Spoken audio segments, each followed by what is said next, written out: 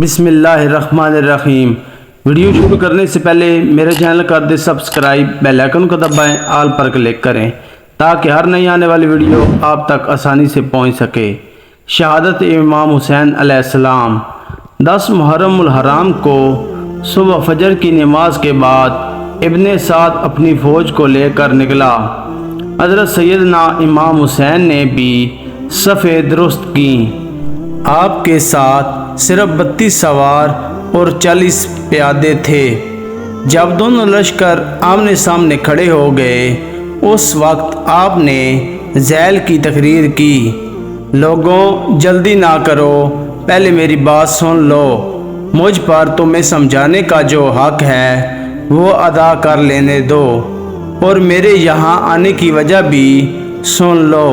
اگر تم میرا عذر قبول کر لو گے اور مجھ سے انصاف کرو گے تو انتہائی خوش نصیب انسان ہوگے، لیکن تم اس کے لیے تیار نہ ہوئے تو تمہاری مرضی، سب مل کر میرے خلاف زور لگا لو اور مجھ سے جو برتاؤ کرنا چاہتے ہو کر ڈالو۔ اللہ بڑا کارساز ہے، وہی اپنے نیک بندوں کو ہدایت دیتا ہے۔ تم لوگ میرے حسب نسب پر غور کرو اور دیکھو کہ میں کون ہوں، پھر اپنے گریبانوں میں منہ ڈالو اور اپنے آپ کو ملامت کرو کہ تمہیں میرا قتل اور میری توہین زیب دیتی ہے۔ کیا میں تمہارے نبی کا نواسا اور ان کے چچا زاد بھائی کا بیٹا نہیں ہوں، جنہوں نے اللہ عز و جل کے حکم پر سب سے پہلے لبیک کہا اور اس کے رسول پر ایمان لائے؟ کیا سیدہ شہداء حضرت سیدنا امیر حمزہ میرے والد کے چاچا نہیں تھے؟ کیا حضرت جعفر طیار میرے چچا نہیں تھے؟ کیا تمہیں میرے اور میرے بھائی کے متعلق رسول اللہ کا یہ قول یاد نہیں کہ ہم دونوں جنت کے سردار ہوں گے؟ اگر میں سچ کہہ رہا ہوں تو پھر مجھے بتاؤ، تمہیں ننگی تلواروں سے میرا مقابلہ کرنا چاہیے؟ جس وقت حضرت سیدنا امام خطاب فرما رہے تھے اس وقت آپ ایک اونٹنی پر سوار تھے، قرآن مجید آپ کے ہاتھ میں تھا اور دشمن سے کسی بھی قسم کا خون یا خطرہ لاحق نہیں تھا۔ اس دوران ابن سعد کے لشکری آپ کی جانب بڑھے، آپ نے اپنے دونوں ہاتھ اٹھائے اور بارگاہ رب العزت میں یوں دعا فرمائی، یا اللہ، میں نے ہر مصیبت میں تجھ پر ہی بھروسہ کیا ہے اور ہر سختی میں تو ہی میری پشت پناہی کرنے والا ہے۔ میں نے ہمیشہ تجھ ہی سے مانگا اور تو نے ہی ہمیشہ میری دستگیری کی ہے۔ تو ہی ہر نعمت کا مالک ہے، تو ہی احسان کرنے والا تھا، آج بھی میں تجھ ہی سے التجا کرتا ہوں۔ پھر آپ نے کوفیوں کو مخاطب ہو کر کہا کہ مجھے بتاؤ، تم مجھے کس جرم میں قتل کرنا چاہتے ہو؟ ان کی طرف سے کوئی جواب نہ آیا۔ پھر آپ نے ان سرداروں کے نام لے لے کر فرمایا جنہوں نے آپ کو خط لکھے تھے، کیا تم نے مجھے خطوط نہیں لکھے؟ ان بے ایمانوں نے کہا کہ ہم نے آپ کو خطوط نہیں لکھے۔ آپ نے فرمایا کہ اگر تم مجھے پسند نہیں کرتے ہو تو میں واپس چلا جاتا ہوں، مجھے جانے دو۔ ان سرداروں نے جواب دیا، آپ خود کو ہمارے حوالے کر دیں۔ حضرت سیدنا امام حسین نے کہہ دیا کہ میں جیتے جی ہرگز خود کو تمہارے حوالے نہیں کروں گا۔ صرف ایک حر ہی ایسا شخص تھا جس کے دل پر آپ کی باتوں کا اثر ہوا، اسی نے آپ کو حجاز کا راستہ اختیار کرنے سے روکا تھا، اور اس وقت وہ اپنی اس حرکت پر نادم تھا کہ میں نے آپ کو ان ظالموں کے حوالے کر دیا۔ اسی ذہنی کشمکش کی کیفیت میں اس نے ابن سعد سے پوچھا کہ کیا تمہیں ان تینوں تجاویزوں میں سے کوئی بھی منظور نہیں ہے؟ ابن سعد نے جواب دیا کہ اگر میرا کچھ اختیار ہوتا تو میں فوراً منظور کر لیتا، مگر اب میں بے بس ہوں۔ یہ جواب سن کر حر یزیدی فوج سے علیحدہ ہو گیا اور حضرت سیدنا امام حسین کے لشکر سے جا ملا۔ اور حضرت سیدنا امام حسین سے اپنے گزشتہ فعل کی معافی مانگی اور عرض کیا کہ مجھے معلوم نہ تھا کہ یہ آپ کے ساتھ یہ سلوک کرنے والے ہیں۔ اب میں آپ کے لیے اپنی جان بھی نچھاور کرنے کو تیار ہوں۔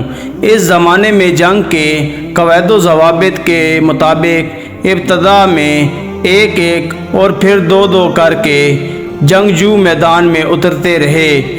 اس لڑائی میں حضرت سیدنا امام حسین کا پلڑا بھاری رہا اور یزیدی فوج کو کافی جانی نقصان اٹھانا پڑا۔ پھر ابن سعد نے اپنی فوج کو کھلی جنگ کا حکم دے دیا۔ حضرت سیدنا امام حسین اور ان کے جانصاروں نے یزیدی فوج کا ڈٹ کر مقابلہ کیا اور ان کی صفیں الٹا کر رکھ دیں۔ یزیدی فوج کا نشانہ حضرت سیدنا امام حسین تھے اور وہ بار بار ان پر حملہ آور ہوتے مگر ہر مرتبہ پسپا ہونے پر مجبور ہو جاتے۔ اس دوران شمر جو کہ یزیدی لشکر کے کمان کر رہا تھا، اس نے تیر انداز بلائے اور حضرت سیدنا امام حسین اور ان کے ساتھیوں پر تیر چلانے شروع کر دیے۔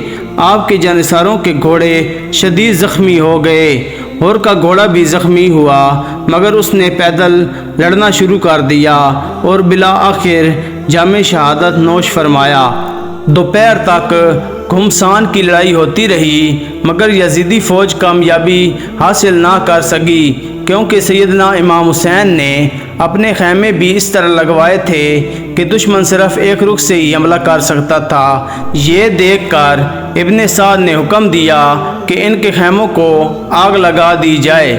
حضرت سیدنا امام حسین نے اس کی یہ تدبیر بھی ناکام بنا دی اور خیموں کے پیچھے 4-5 آدمیوں کو اس طرح چھپا دیا کہ جو بھی خیموں کو آگ لگانے کے لیے آتا اسے مار دیا جاتا تھا۔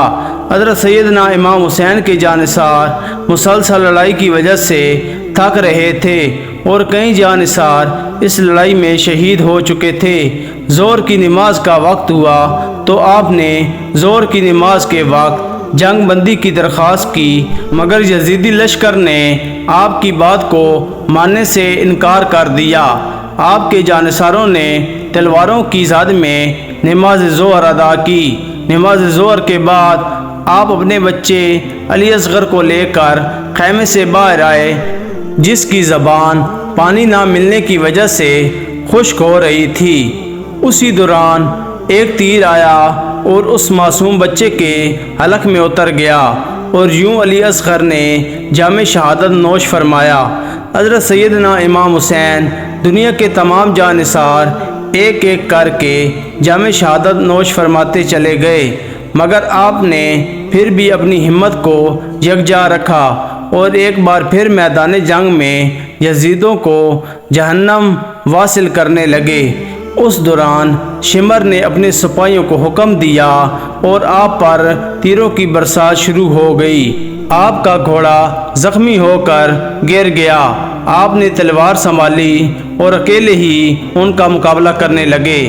آپ کا جسم مبارک زخموں سے چور چور تھا۔ اس دوران آپ کے بائیں بازو پر تلوار کا کاری ضرب لگا اور آپ کا بازو کٹ کر جسم مبارک سے علیحدہ ہو گیا۔ اسی دوران مستان بن انس نے نیزے کا وار کیا اور آپ زمین پر گر پڑے۔ مستان نے آپ کا سر مبارک تن سے جدا کرنا چاہا مگر اس کی ہمت نہ پڑی۔ پھر خولی بن یزید نے آگے بڑھ کر آپ کا سر مبارک تن سے جدا کر دیا۔ آپ کو شہید کرنے کے بعد ان بدبختوں نے خیموں پر دھاوا بول دیا اور خاندان رسالت مآب کی بیٹیوں کی عزت کو تار تار کرنا شروع کر دیا۔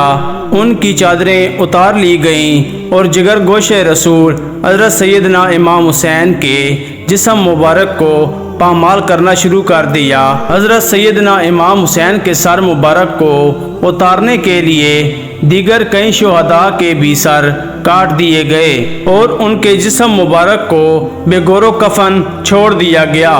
حضرت سیدنا امام حسین کے سر مبارک کو خولی بن یزید نیزے پر چڑھا کر اپنے لشکر کے ہمراہ کوفے کی جانب روانہ ہوا۔